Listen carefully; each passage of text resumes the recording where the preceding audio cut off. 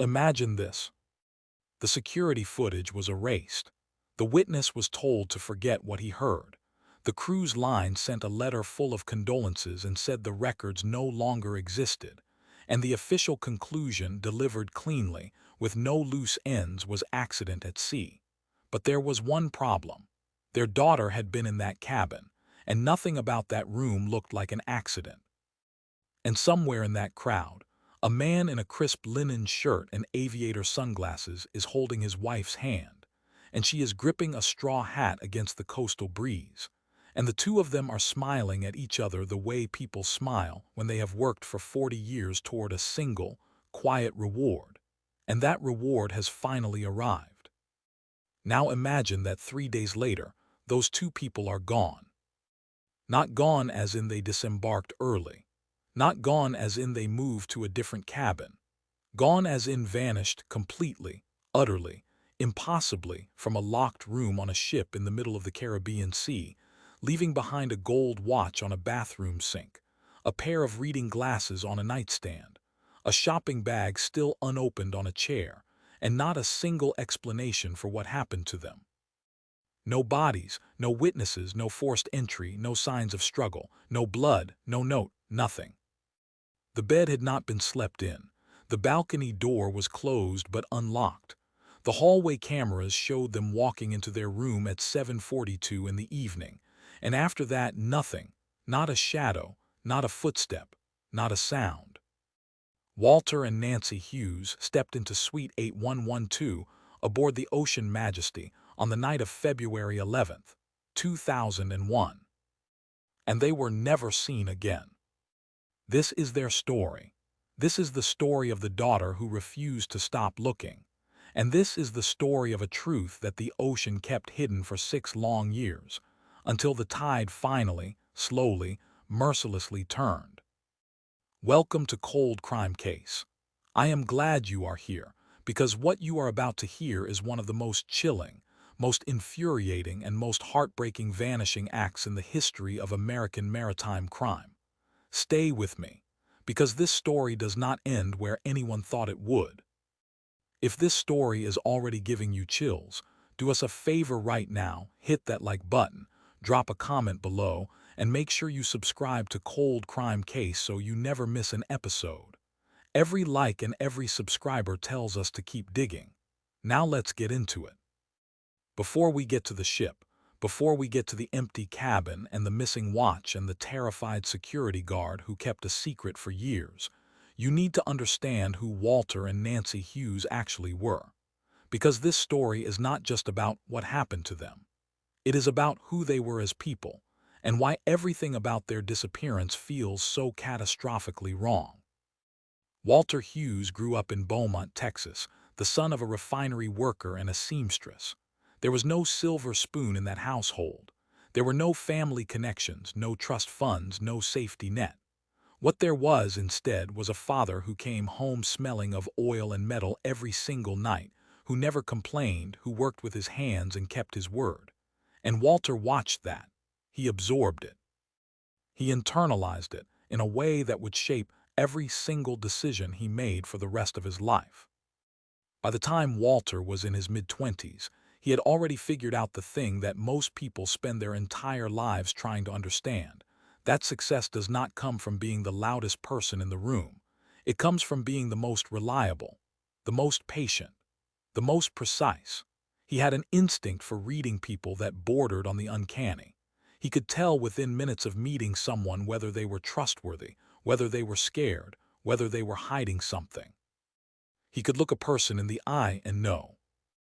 By the time he was 35 years old, Walter Hughes had opened his first used car lot on the outskirts of Houston. It was not glamorous. It was not impressive by the standards of the Texas business world. But it was his, and he ran it the way his father had run everything, with precision, with patience, and with a handshake that people remembered for decades afterward. Customers came back. They sent their children. They told their neighbors. Word spread quietly, the way good things do. By the time Walter was 50, he owned 7 dealerships stretching across the Gulf Coast. He had never advertised on a billboard. He had never sponsored a football team. He had never done a television commercial where he wore a 10-gallon hat and shouted about prices. He simply kept his word every single time to every single person, and the business grew because of it. But here is the thing about Walter Hughes that you need to understand, the thing that matters most for this story. He was not reckless. He was not impulsive. He was not the kind of man who made decisions without thinking them through. He was the kind of man who booked a Caribbean cruise 6 months in advance. He was the kind of man who lined his shoes up by the closet every single night. He was the kind of man who wore the same gold Omega watch every day for years and never, not once, left it behind.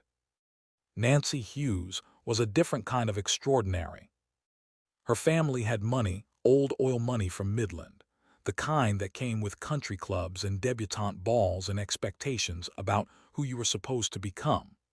Nancy looked at all of that and walked away from it. Not because she was rebellious, exactly, but because she had figured out, somewhere in the long stretch of her college years at the University of Texas, that the life she wanted had nothing to do with the life she had been handed. She majored in English literature. She fell in love with books the way some people fall in love with people, completely, irreversibly, with a kind of devotion that never really fades. She read everything. She read the classics and the moderns and the difficult experimental novels that most people give up on after 30 pages. She read poetry. She read plays. She read essays.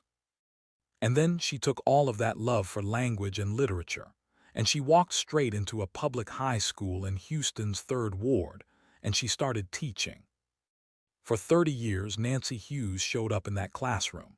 She taught Shakespeare and Steinbeck and Toni Morrison to teenagers who often arrived hungry or distracted or convinced that nothing in those books had anything to do with their actual lives. And she never gave up on a single one of them. Not one. She stayed after school. She called parents. She wrote college recommendation letters at midnight. She believed in her students with a fierceness that some of them, decades later, still found themselves moved by when they thought about it. Former students, people who were now in their 30s and 40s, with careers and children of their own, still sent her letters, still called, still thanked her for the year she sat with them through something hard, for the book she pressed into their hands at exactly the right moment, for the time she told them they were smarter than they knew. Walter and Nancy had met at a charity fundraiser in 1975. He had been invited by a business partner and almost hadn't gone. She had been dragged along by a college friend and absolutely hadn't wanted to be there. They had ended up in a corner together, talking about books, about business, about Beaumont and Midland, and the ways the places we come from shape us without our permission. They talked for 3 hours. They ignored the speeches. They ignored the champagne. They ignored everything except each other. 6 months later, they were married. Their daughter, Carolyn, arrived 2 years after that, a bright, ferociously determined child who inherited her mother's love of reading and her father's instinct for numbers. She would grow up to become a financial analyst, which was, in some ways, the most perfect possible combination of both of her parents living inside one person. The Hughes family lived in a modest brick house in the Heights, a Houston neighborhood where oak trees shaded the sidewalks and neighbors knew each other's names. Walter mowed his own lawn on Saturday mornings. Nancy hosted book club meetings in the living room on Tuesday evenings. They did not take extravagant vacations. They did not collect expensive art. They did not drive the flashiest cars, which was particularly remarkable given that Walter sold cars for a living. Their wealth was quiet, deliberate, invested carefully into the future, college funds, retirement accounts, anonymous donations back to the school where Nancy had spent 30 years of her life. When Nancy finally retired in the summer of 2000, after 3 decades of showing up every single day for other people's children, Walter told her they were going to celebrate, properly. He booked the Caribbean cruise 6 months in advance. He chose the Ocean Majesty because it was not the biggest ship or the flashiest, but because it promised something that Walter Hughes had always valued above everything else: elegance, quiet, and personalized service. Nancy packed her suitcase weeks before they were supposed to leave. She folded her clothes with the same careful precision she had once used to grade essays. She made lists. She organized everything. Everything was planned. Everything felt safe. And on the morning of February 9th, 2001, Walter and Nancy Hughes stood on a dock in Galveston Bay with their whole retirement stretched out ahead of them, golden and unhurried, and they boarded the ocean Majesty together, arm in arm, and they smiled at each other the way people smile when they know they have earned this. They had no idea it would be the last morning of their lives. The Ocean Majesty was not one of those city-sized floating resorts that dominate modern cruise advertisements, the ones with water parks on the top deck and 17 restaurants and enough square footage to make you forget you are on a ship at all. It was a mid-sized luxury liner, elegant and restrained, the kind of vessel that attracted a specific kind of passenger, older, comfortable, looking not for spectacle but for something quieter, something refined. The ship carried 460 passengers on this particular voyage, most of them retirees, a handful of families, a few honeymooning couples. The crew numbered in the hundreds: stewards, kitchen staff, entertainment coordinators, security personnel, a captain and his officers. The Ocean Majesty was a working world, self-contained and carefully organized, with its own rhythms and hierarchies and systems for keeping track of who was where at any given moment. Walter and Nancy checked in at 9:15 on the morning of February 9th and were shown to Suite 8112 on Deck 8, a corner room with a private balcony overlooking the stern of the ship. It was a beautiful space, the kind of room that makes you exhale when you walk into it. The balcony looked out over the ship's wake, and at night, if you stood at the railing, you could watch the ocean stretch out behind you, dark and vast, catching the starlight. The first 3 days of the voyage passed without any incident at all. Walter and Nancy settled into the ship's rhythms the way people settle into a vacation, slowly at first, and then all at once, the tension of ordinary life giving way to something slower and softer. They attended a wine tasting on the afternoon of February 10th. They took a salsa lesson, which, by all accounts, was entirely unsuccessful and entirely delightful. They ate dinner at the captain's table, making polite conversation with the Norwegian veteran who commanded the ship. Other passengers who would later be interviewed remembered them clearly, a dignified older couple, always together, always polite, always smiling. Private but not unfriendly. The kind of people you notice but don't intrude upon because something about them suggests a completeness, a self-containment that makes them seem like a world unto themselves. On the evening of February 11th, the Ocean Majesty made a scheduled stop in Cozumel, Mexico. Walter and Nancy disembarked for a few hours. They wandered through a local market, moving slowly through the stalls in the warm afternoon light, picking things up and putting them down, the way tourists do when they are not in a hurry and have nowhere to be. They bought something, no one knows exactly what, and tucked it into a small shopping bag. They returned to the ship by 6 o'clock in the evening. A crew member named Luis Vargas saw them walking toward their cabin. He remembered it specifically, the way they were walking arm in arm, unhurried, the shopping bag swinging from Walter's hand. He remembered thinking they looked like a happy couple. He remembered that they smiled at him as they passed. That was the last confirmed sighting of Walter and Nancy Hughes. Security footage from the hallway camera outside Suite 8112 later confirmed that they entered their cabin at 7:42 that evening. The door closed behind them. It never opened again. February 12th, Grand Cayman. The Ocean Majesty arrived at its scheduled destination in the early morning hours, and the ship came to life the way ships do in port, a slow stirring, then a rush, passengers appearing on deck in their vacation clothes, excursion tickets in hand, ready for another day in paradise. In Suite 8112 on Deck 8, there was silence. The cabin steward knocked twice that morning. He stood in the hallway and listened, heard nothing, and assumed that the couple in 8112 had risen early for an excursion. He had other cabins to attend to. He moved on. It was not until the evening muster, the mandatory check-in that all passengers were required to complete before the ship could depart, that the names Walter and Nancy Hughes were flagged as missing. By then, it was getting dark. The ship should have left hours ago. Crew members had been patient, had waited, had assumed there was some simple explanation. But the names had been checked and checked again, and neither Walter nor Nancy had appeared at any check-in point anywhere on the ship. Security officers went to Suite 8112. The door was unlocked. They stepped inside.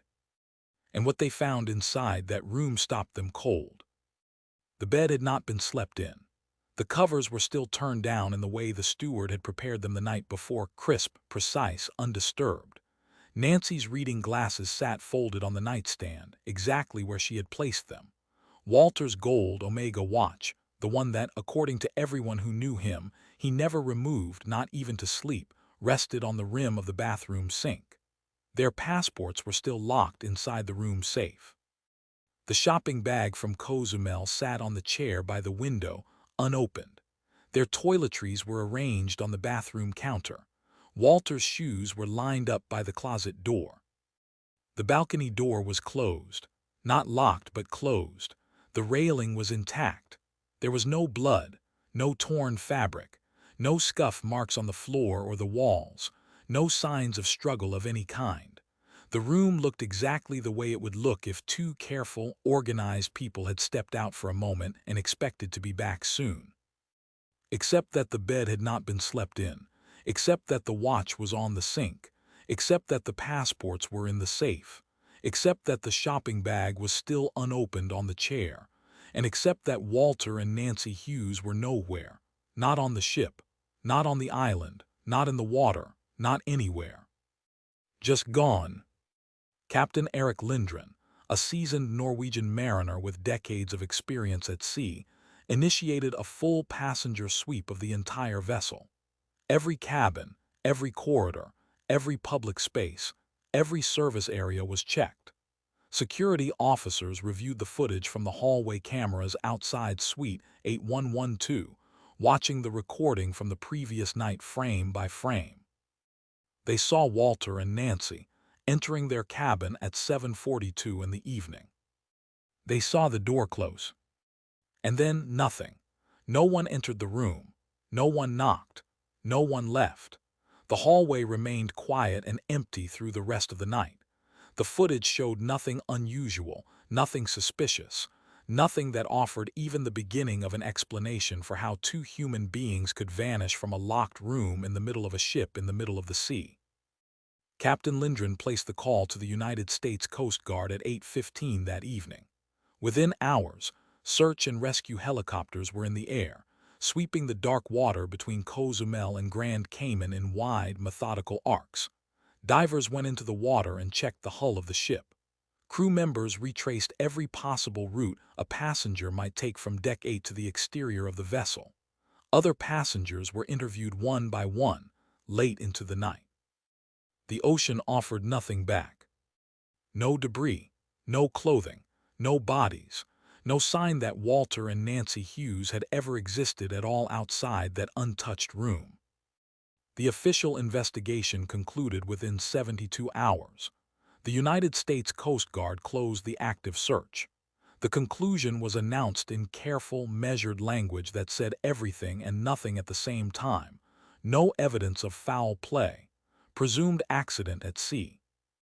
Case closed. Two people had walked into their cabin at 7:42 in the evening and had never walked out again. And the official answer was that they had somehow fallen off the ship in calm seas in the middle of the night, without leaving behind a single trace of evidence. Walter's watch was on the bathroom sink. Nancy's reading glasses were folded on the nightstand. The shopping bag from Cozumel was still unopened on the chair.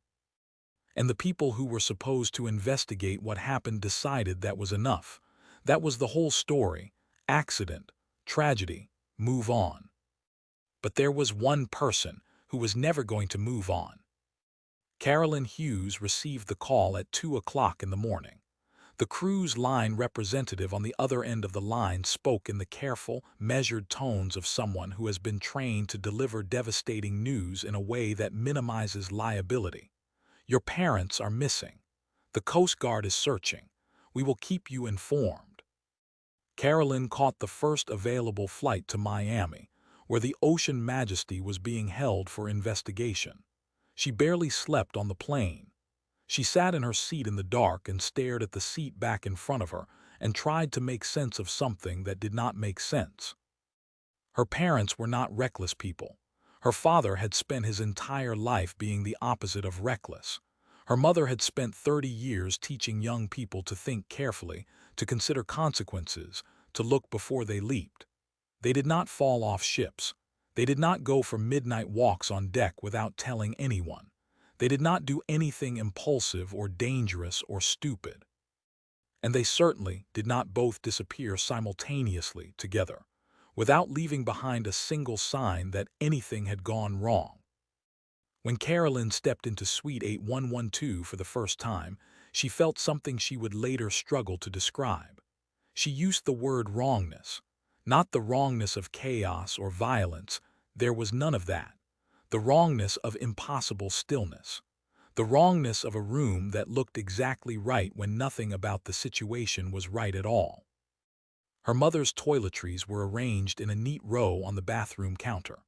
Her father's shoes were lined up beside the closet door with the precision of a man who had been lining his shoes up in exactly that way for 40 years. The shopping bag from Cozumel, whatever was inside it, some small souvenir from a market stall on a warm Mexican afternoon, sat unopened on the chair, waiting for hands that were never coming back to open it. Carolyn sat down on the edge of the untouched bed and looked at her father's watch on the bathroom sink. And she knew, with a certainty that settled into her bones like cold water, that this was not an accident. She began doing what she had always done when confronted with a problem. She started working the numbers. She contacted maritime lawyers. She hired a private investigator. She reached out to journalists who had covered cruise ship incidents before. She called victim advocacy organizations. She wrote letters. She made phone calls. She researched maritime law, passenger rights, international jurisdiction, the specific regulations that governed what cruise lines were and were not required to do when a passenger disappeared. Most of the people she spoke to told her the same thing. Without evidence of foul play, without witnesses, without a body, there was nothing to pursue. The ocean had taken her parents, and the ocean did not give things back. Carolyn did not accept that. She took a leave of absence from her job and devoted herself entirely to finding the truth. She obtained a copy of the full passenger manifest from the Ocean Majesty voyage and began calling every single person who had been on the ship. It took weeks. Most passengers barely remembered her parents, a polite older couple they had perhaps nodded to in the dining room or passed in a corridor. A few remembered seeing them at dinner, or at the wine tasting, or walking the deck together. And then she reached a retired nurse from Ohio. The woman had been sitting quietly on the phone, answering Carolyn's questions patiently, and then she paused. There was something she had thought about mentioning, she said, but hadn't been sure whether it was relevant. She had seen Nancy on the morning of February 11th, the day before the disappearance, standing alone near the ship's library. Nancy had been standing very still, looking out the window at the water, and she had been crying. Not sobbing, not making a scene, but unmistakably crying, the kind of quiet, controlled weeping that someone does when they are trying very hard not to be noticed. The nurse had approached her and asked if she was all right, if she needed anything.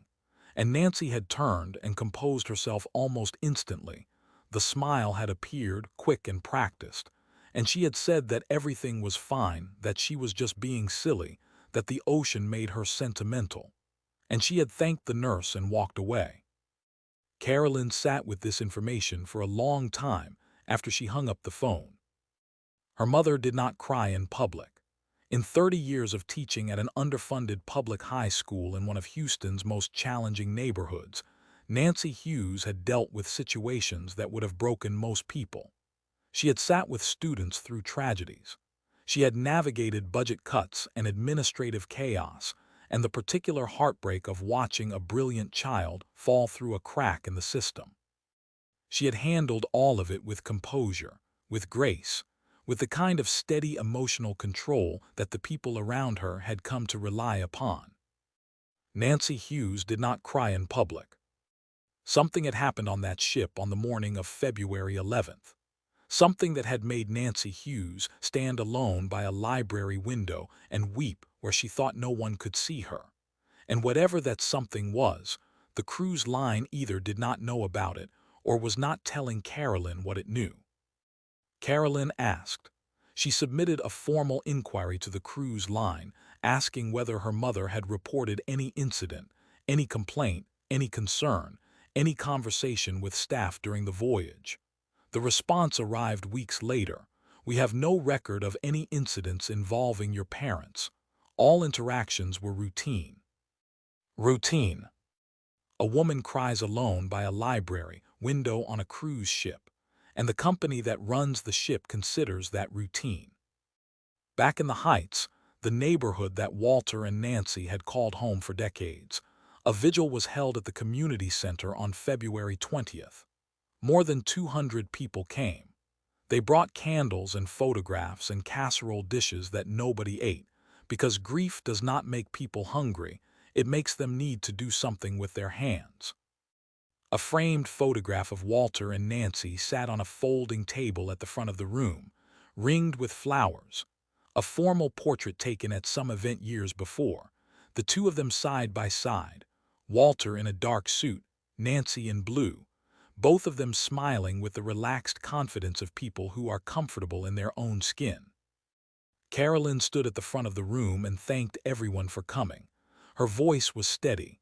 She would not let it crack. Not here, not in front of all these people who loved her parents, who needed her to be strong. She could not bring herself to use the word memorial. She refused to use it, because a memorial meant accepting that her parents were gone, and she was not ready for that. She would not be ready for that until she understood what had happened to them, until someone told her the truth. And nobody was telling her the truth. In the weeks after the vigil, the Hughes house in the Heights sat empty. Carolyn had a key. She went there once, about a month after the disappearance, to water the plants and collect the mail that had been piling up in the box by the front gate. She stood in the front doorway for a long time before she could make herself go inside. The house smelled like her parents. That particular mixture of wood polish and coffee, and the faint, clean scent of her mother's preferred soap. A simple, unscented bar that Nancy had used for 40 years, because she was the kind of person who found something that worked and stayed with it. The kitchen table had a stack of library books on it that Nancy had checked out 2 weeks before the cruise, intending to read when she got back. The garden through the back window was beginning to look unkempt, just slightly, the edges where Walter usually applied his careful, methodical attention starting to blur. Carolyn watered the plants. She collected the mail. She stood in the kitchen for a long time, looking at the library books and the coffee maker that still had old grounds in it, and the calendar on the wall that had appointments written in her mother's handwriting stretching weeks and months into a future that Nancy would never reach. March 15th, dentist. April 3rd, Carolyn's birthday dinner. April 22nd, garden club. She took the calendar off the wall and folded it carefully and put it in her bag. She was not ready to think about what to do with the house. She was not ready to think about any of the practical questions that followed a death, and she refused anyway to think of this as a death, because a death had a cause and a moment and a record, and this had none of those things yet. She locked the front door behind her, drove home, and opened the box. There is something about the house of people who have vanished that is different from the house of people who have died. A house where someone has died eventually becomes a place of memory, a place where grief is present but time is moving, where you can feel the person's absence because their presence was once so solid and real and is now resolved into memory and stillness. But the house of someone who has vanished is something else. It is a place of suspension. Everything in it is still waiting. The library books are still waiting to be read. The calendar appointments are still waiting to be kept. The coffee maker is still waiting for someone to come downstairs in the morning and fill it. Carolyn could not sell the house. Not yet. She could not give away her parents' things, or donate the books, or cancel the standing order with the landscaping company that showed up every 3 weeks to keep the garden looking the way Walter liked it. She kept paying the bills. She kept the lights on a timer so the house looked lived in. She kept everything exactly as it was, because changing it felt like giving the official conclusion permission to be true.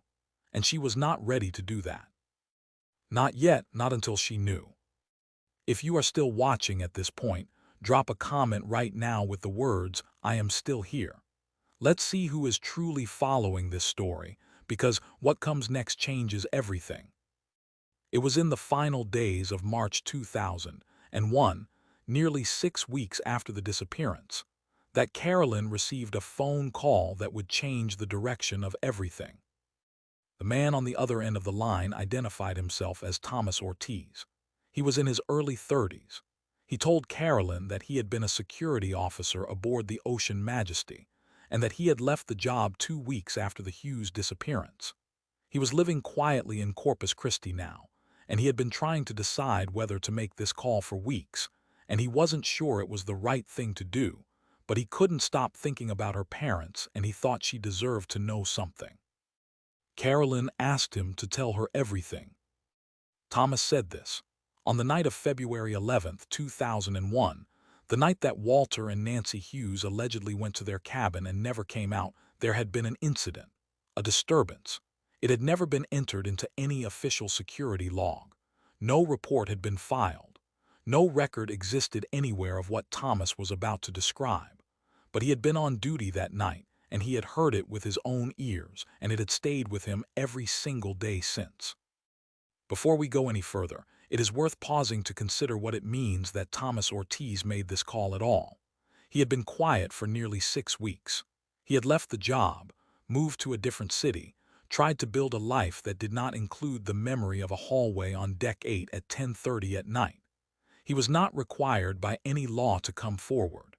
There was no mechanism in 2001 that would have compelled him to speak. He was a private citizen with a family and a mortgage, and a past he clearly wished he could leave behind. He did not have to call. He chose to. And that choice, small and frightened and belated as it was the first crack in the wall that the cruise line had built around the truth. At approximately 10:30 in the evening, Thomas had been doing routine rounds on Deck 8 when he heard raised voices coming from the direction of Suite 8112. He had stopped walking and listened. The voices were muffled by the cabin door, but they were unmistakably raised. The pitch and urgency of people who are not having a conversation but a confrontation. He had walked toward the cabin. By the time he reached the hallway directly outside Suite 8112, the voices had stopped. The hallway was quiet. He had stood there for a moment, listening, then had knocked on the cabin door. No answer. He had knocked again, still no answer. He had stood outside that door for another minute or so, listening, hearing nothing, and had eventually concluded that whatever he had heard had resolved itself, perhaps an argument between a married couple that had ended as quickly as it had begun. He moved on. But here was the thing that Thomas Ortiz had been living with ever since. Looking back on it now, knowing what he knew, he did not think Walter and Nancy Hughes were in that cabin when he knocked. He thought, and this was the part that kept him awake at night, that by the time he arrived at that door, they were already gone. Carolyn asked him why he hadn't reported what he heard that night. Thomas was quiet for a long moment before he answered. Because the next morning, he said, he had been called into his supervisor's office and told that the couple in 8112 had gone overboard during the night, that it was a tragic accident, and that Thomas needed to understand that drawing attention to any incident involving passengers was not something the company encouraged.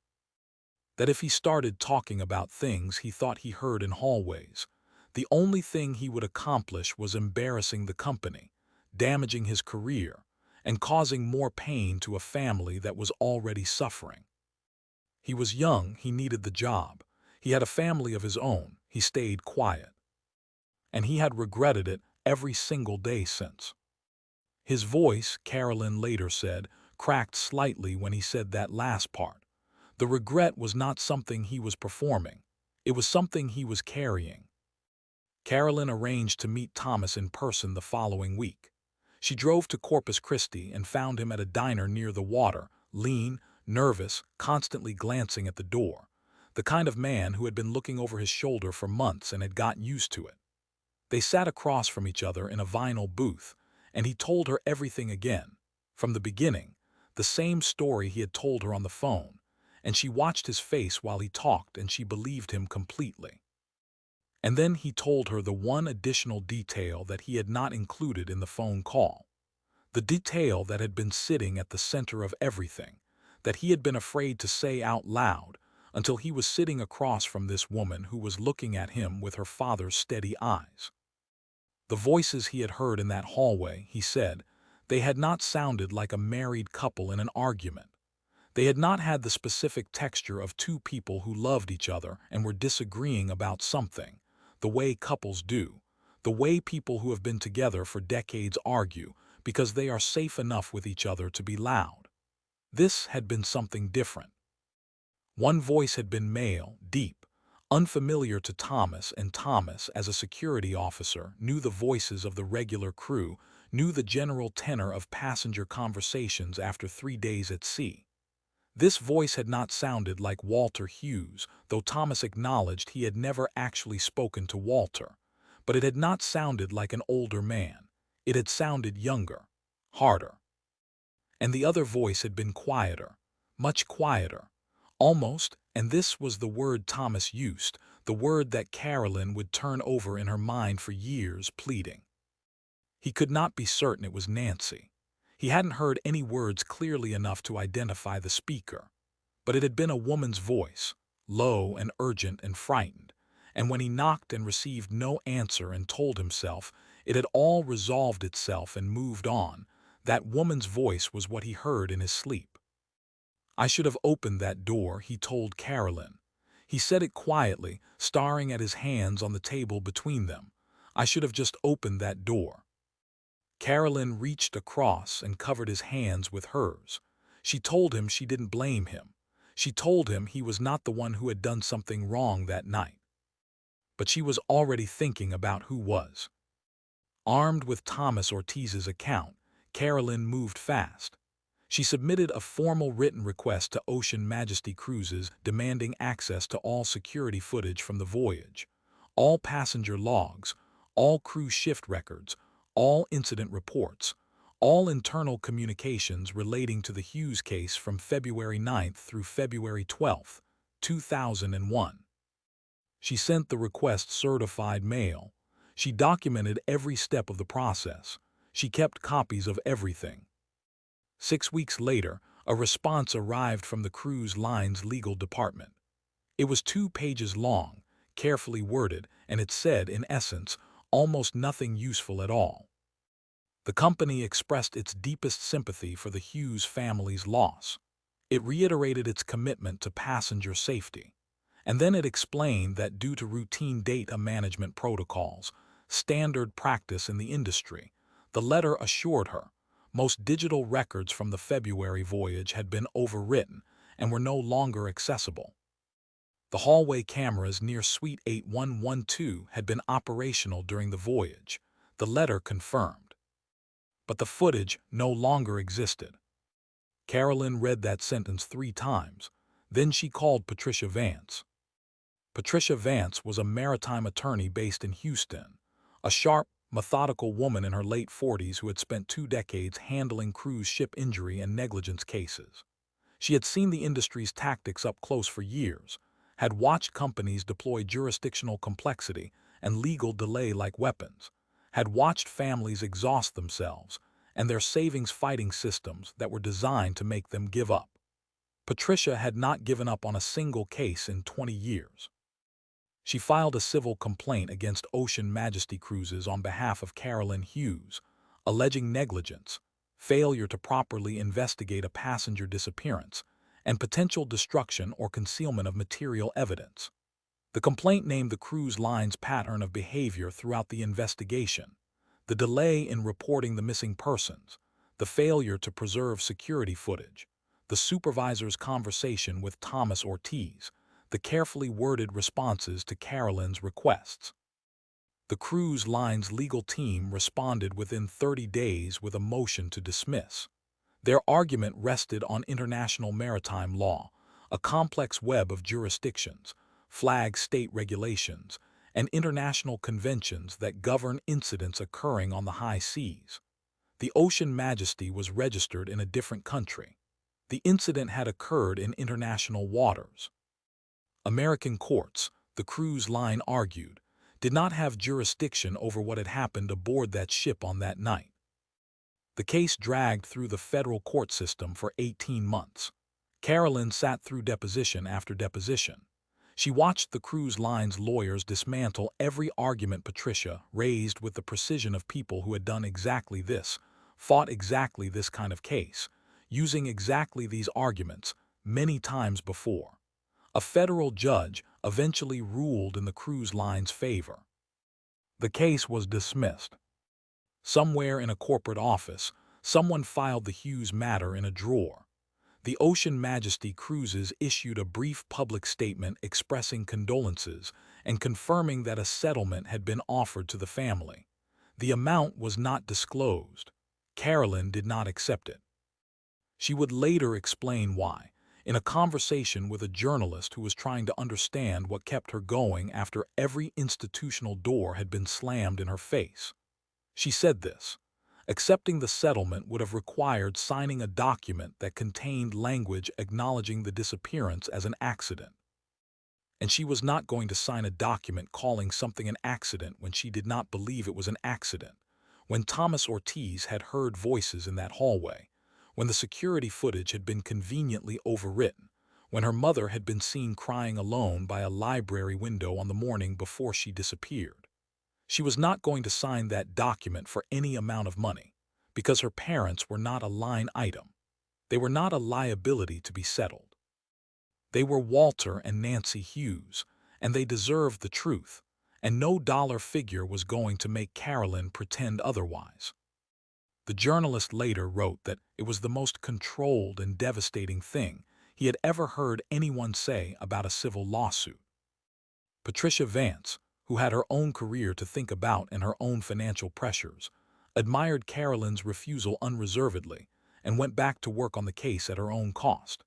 Because Patricia had spent 2 decades in maritime law and she had seen the tactics the cruise line had deployed in the Hughes case before, had seen them in case after case, and every time she saw them, she felt the same slow, building anger that she had never quite learned to suppress.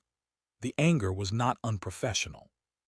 It was the appropriate response to a system that was designed to protect corporations from accountability at the expense of the people who had been harmed.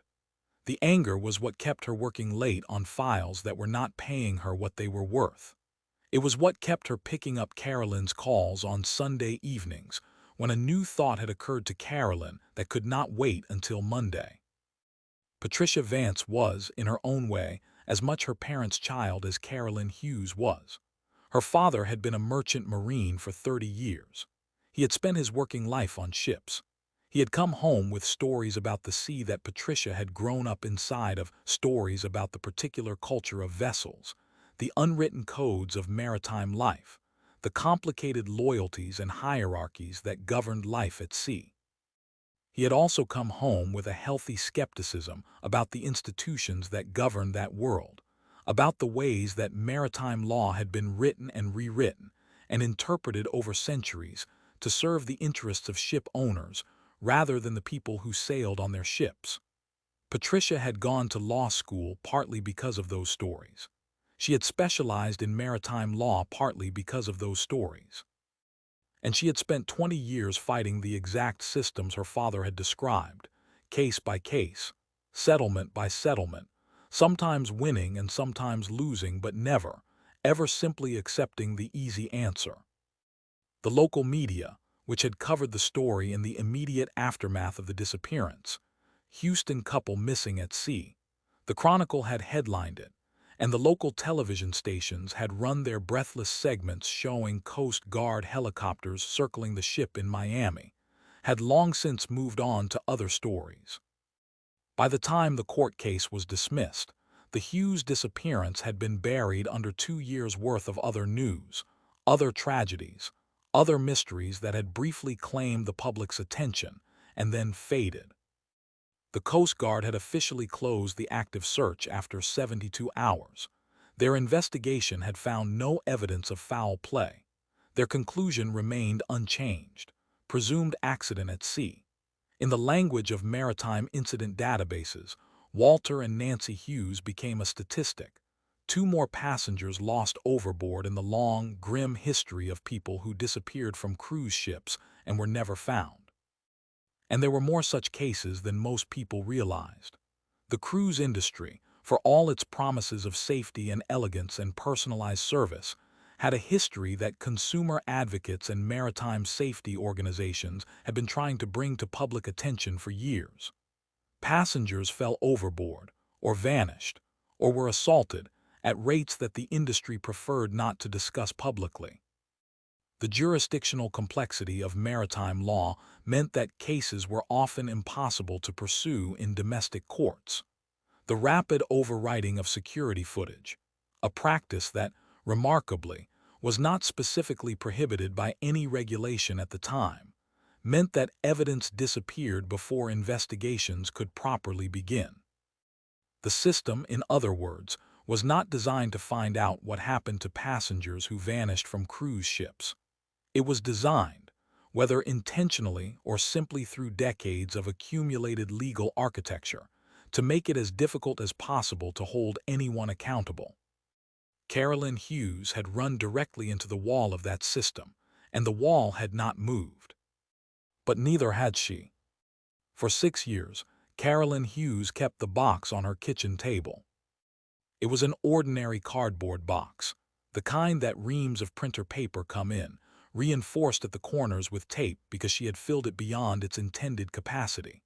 Inside were manila folders, each one labeled in her precise, financial analyst handwriting: passenger interview notes, court filings, correspondence with the cruise line, Thomas Ortiz's statement, typed out word for word from the recording she had made of their conversation in the diner in Corpus Christi. Articles about maritime law, printouts from online forums where families of cruise ship disappearance victims shared information, compared experiences, tried to help each other navigate a system that seemed designed to keep them lost. She returned to that box constantly. She added to it. She reorganized it. She took folders out and spread their contents on the kitchen table late at night after dinner when the apartment was quiet, and she went through the evidence again, not because she expected to find something new in papers she had read 100 times, but because staying with it felt like the only thing she could do for her parents. Putting the box away would feel like giving up, and she was never going to give up. She had tried in those first 2 years to keep the story alive in the media. She had given interviews, had contacted journalists, had reached out to television news magazines that occasionally ran features on cold cases and corporate malfeasance. A few had expressed interest. One had sent a producer to meet with her. But the story, a couple disappearing from a cruise ship, was not by itself unusual enough to sustain coverage. Without a dramatic breakthrough, without new evidence, without an arrest or a confession or a body, the story had nowhere to go. Editors wanted resolution. They wanted an ending, and Carolyn did not have one to give them. She continued working with Patricia Vance, who had not given up on the case even after the federal court dismissal. Patricia had filed a complaint with the Federal Maritime Commission. She had connected Carolyn with a maritime safety advocacy organization in Washington, D.C., that was lobbying for legislative changes to the laws governing cruise ship incidents, mandatory preservation of security footage, independent investigation requirements, mandatory reporting to domestic law enforcement. The organization had been working on these issues for years, gathering case histories, building a body of evidence that something was systemically wrong. The Hughes case became part of that body of evidence. Carolyn testified before a congressional subcommittee in 2003, describing in precise, controlled language what had happened to her parents and what she had encountered in trying to find out the truth. She was one of several family members who testified that day, people from across the country, from different states, different backgrounds, united by the specific grief of having lost someone on a cruise ship and been told, in various careful ways, that there was nothing to be done about it. Carolyn's testimony was measured and devastating. She did not raise her voice. She did not cry. She laid out the facts in sequence: the disappearance, the investigation, Thomas Ortiz's account, the missing footage, the dismissed lawsuit, with the precision of a financial analyst presenting a quarterly report. Several members of the subcommittee later told reporters that it was among the most compelling testimony they had heard in years. Nothing changed immediately. Congressional processes moved slowly, and the cruise industry had lobbyists, and the legal frameworks involved were genuinely complex. But seeds were planted, conversations were started, and Carolyn went home and sat at her kitchen table and opened the box again and kept going. She also, during those 6 years, made a decision about Thomas Ortiz that said a great deal about the kind of person she was. She never blamed him. She never, publicly or privately, characterized his silence as cowardice. She understood, she said, what it meant to be young and frightened and dependent on a paycheck, and she understood that the pressure he had been placed under by his supervisor was a form of institutional coercion, and she held the institution responsible, not the individual. Thomas Ortiz, for his part, became a quiet ally in her effort, available to speak to journalists who could be trusted, willing to repeat his account in off-the-record conversations with the advocacy organization's investigators, committed to the truth, even if the truth could never undo what his silence had cost. The two of them spoke by phone every few months. They were not friends, exactly. The circumstances of how they knew each other made ordinary friendship impossible. But they were something. Connected by a night on a ship in the Caribbean, connected by the specific weight of knowing something terrible had happened and not being able to prove it. 2001 became 2002.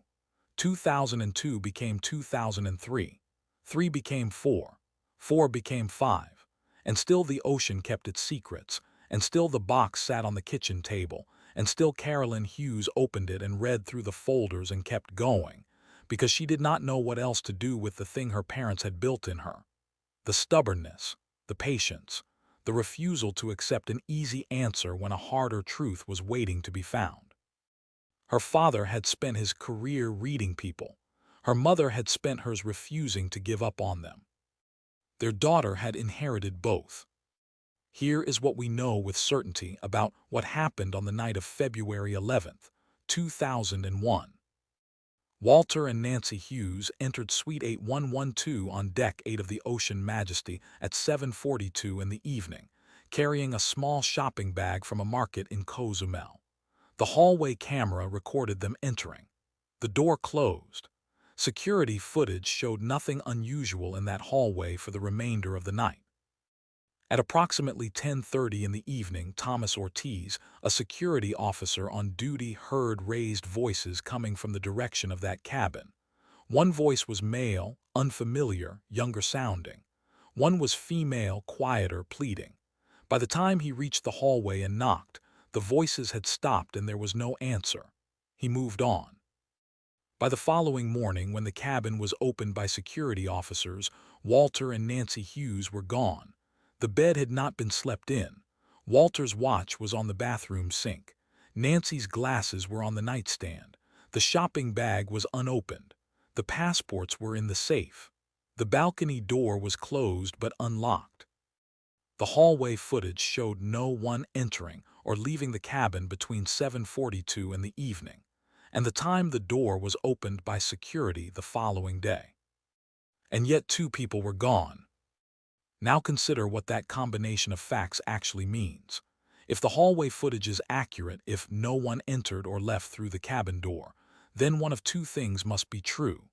Either Walter and Nancy Hughes left through the balcony, willingly or unwillingly, or the hallway footage was incomplete, that there was a gap, an edit, a period of time that the recording did not show, whether through technical failure or deliberate action.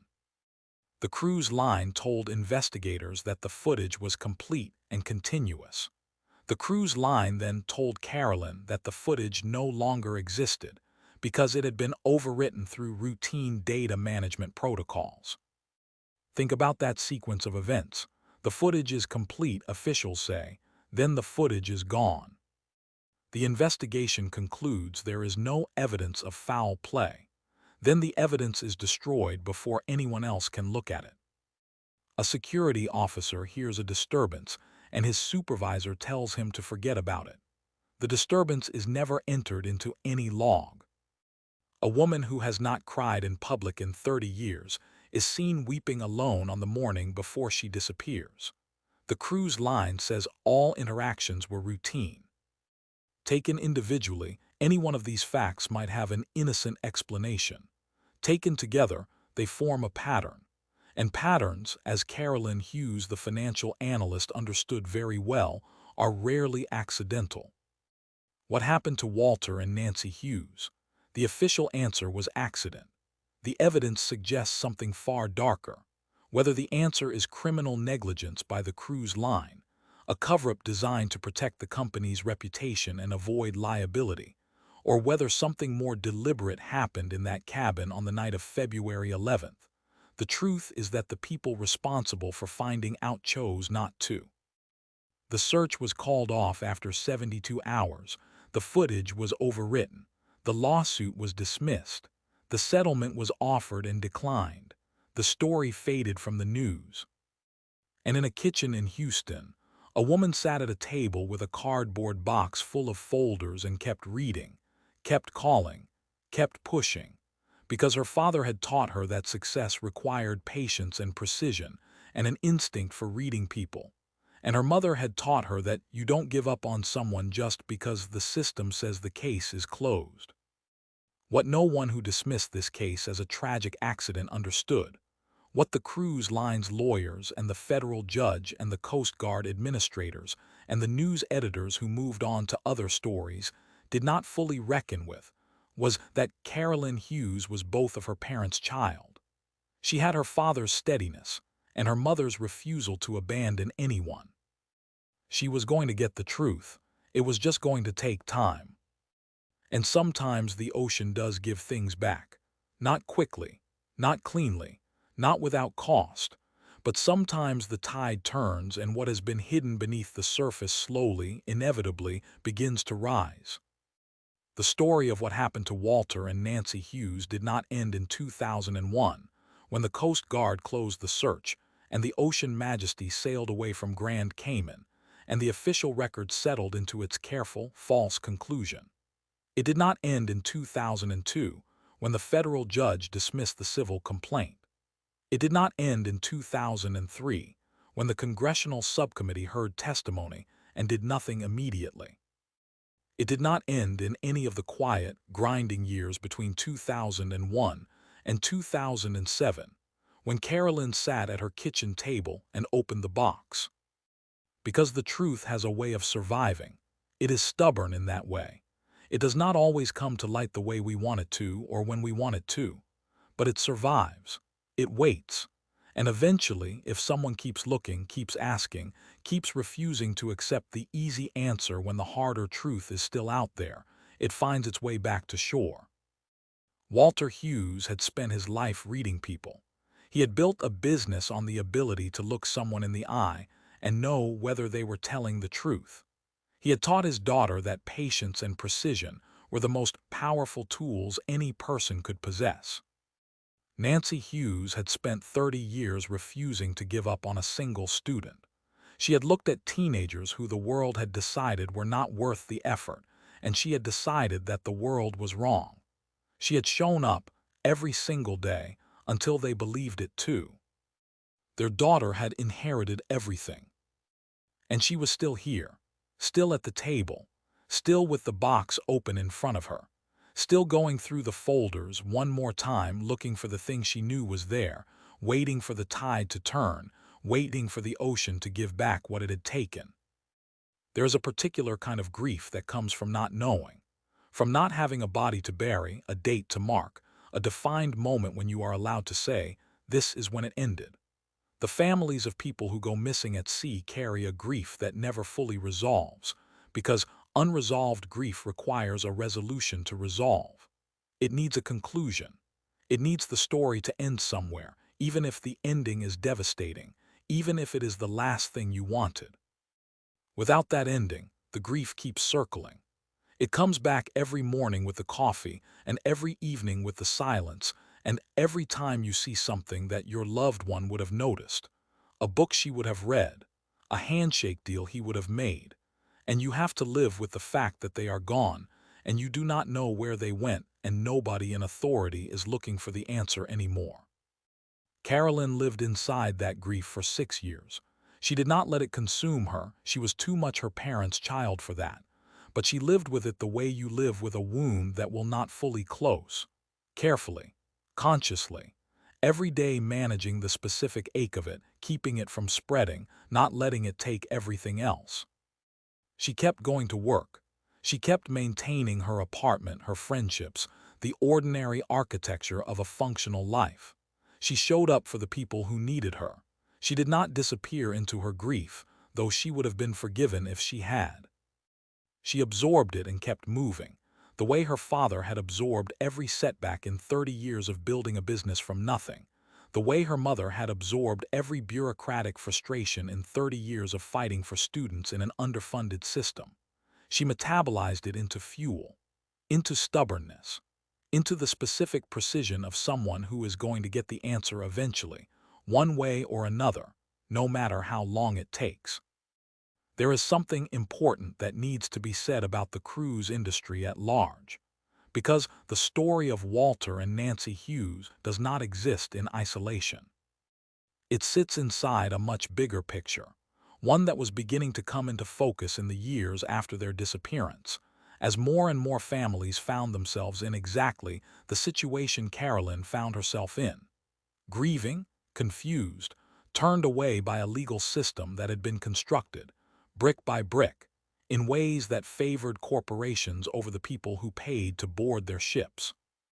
At the time of the Hughes disappearance, there was no law requiring cruise lines operating in American waters to report crimes or missing persons incidents to United States law enforcement.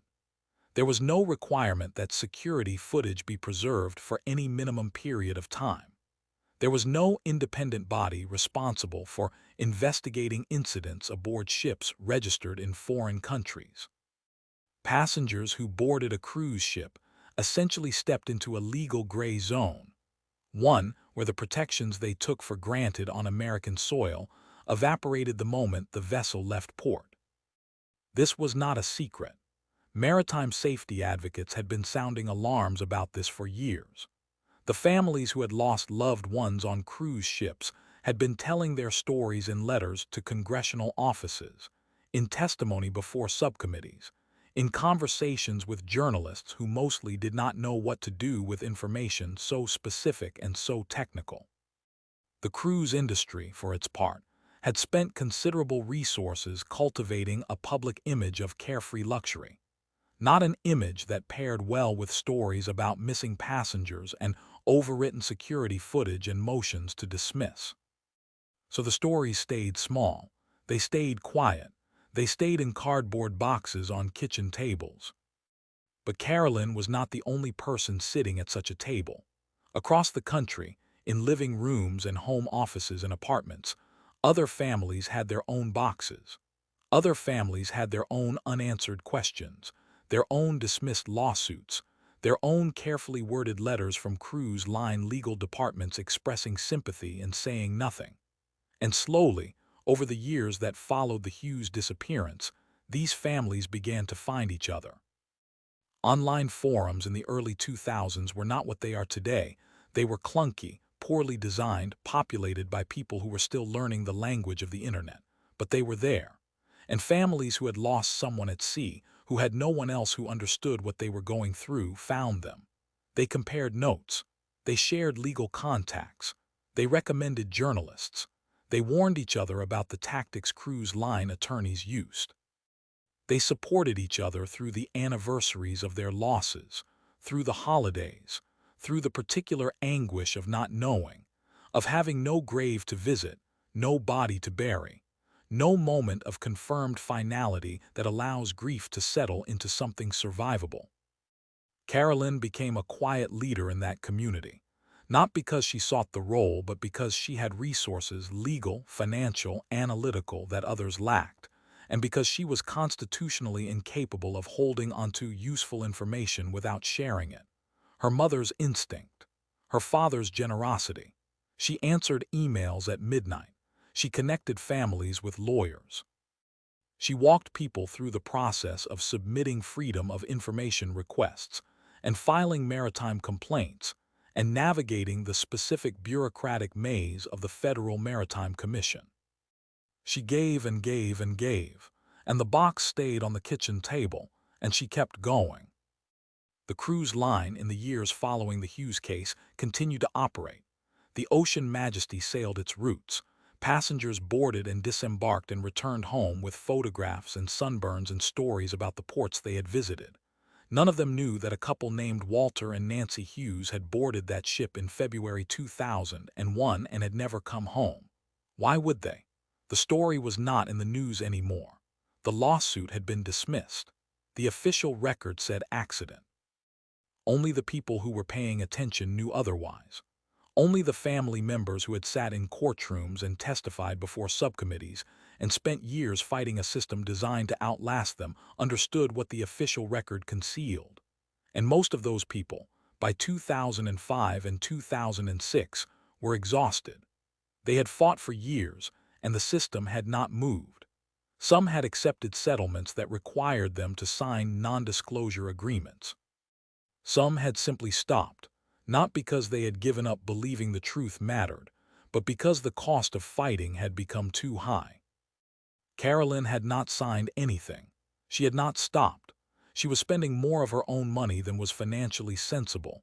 Patricia Vance continued to work on the case at reduced rates, out of something that could only be described as professional outrage, but legal work was never free. Carolyn had liquidated investments. She had not taken a vacation in 6 years. She had reorganized her entire life around a cardboard box and a set of questions that nobody in official channels was willing to answer. People who knew her, friends, colleagues, the neighbors who had watched her grow up in the Heights, worried about her. They said carefully worded things about closure, about acceptance, about the importance of moving forward. They meant well. She understood that. But they did not understand what it meant to know, not suspect, not wonder, but know that something terrible had happened to people you loved, and that the people responsible for finding out the truth had chosen not to. They had not lost a parent to unexplained circumstances. They had not been handed a 2-page letter from a corporate legal department explaining that the only footage that might have answered their questions had been conveniently overwritten. Carolyn was not failing to achieve closure. She was refusing to close something that should not be closed. Those were very different things. And then the tide turned. It did not turn all at once. It rarely does. It turned the way tides actually turn, gradually, almost imperceptibly at first, a slow shift in the pressure and direction of things. Congressional advocates who had been working on maritime safety legislation for years began to see movement. A series of high-profile incidents aboard cruise ships, incidents that were harder to suppress because they involved passengers who survived and were prepared to speak publicly, began to attract sustained media attention. The kind of attention that makes advertisers nervous and sponsors reconsider and corporate communications teams start drafting apology statements. And in 2006, something shifted in the legal landscape that Carolyn and Patricia had been navigating for 5 years. New evidence emerged in a related maritime case. A case that had nothing to do with the Hughes family but involved a cruise line and a disappearance, and a pattern of behavior that was beginning to look, to the lawyers and journalists and congressional investigators who were paying close attention, very familiar. The details of that case do not belong in this story. They belong to a different family, a different disappearance, a different set of unanswered questions. But the reverberations of that case reached all the way back to the Hughes matter.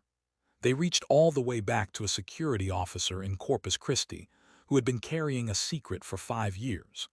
They reached all the way back to a retired nurse in Ohio who remembered a woman crying alone by a library window. The ocean does not give things back all at once. It gives them back piece by piece, fragment by fragment, the way water returns what it has taken slowly, at its own pace, on its own terms. But it does return them. And what the ocean was beginning to return in the years after 2005 was something that Carolyn Hughes had known since the moment she stood in Suite 8112 and looked at her father's watch on the bathroom sink. The truth. Not all of it, not yet, but enough to matter, enough to reopen conversations that had been closed, enough to make certain people in certain offices start paying attention to a name in a file that had been sitting in a drawer for 5 years. Hughes, Walter, and Nancy. Galveston, Texas. February 2001. Presumed accident at sea. Presumed. That word had always bothered Carolyn.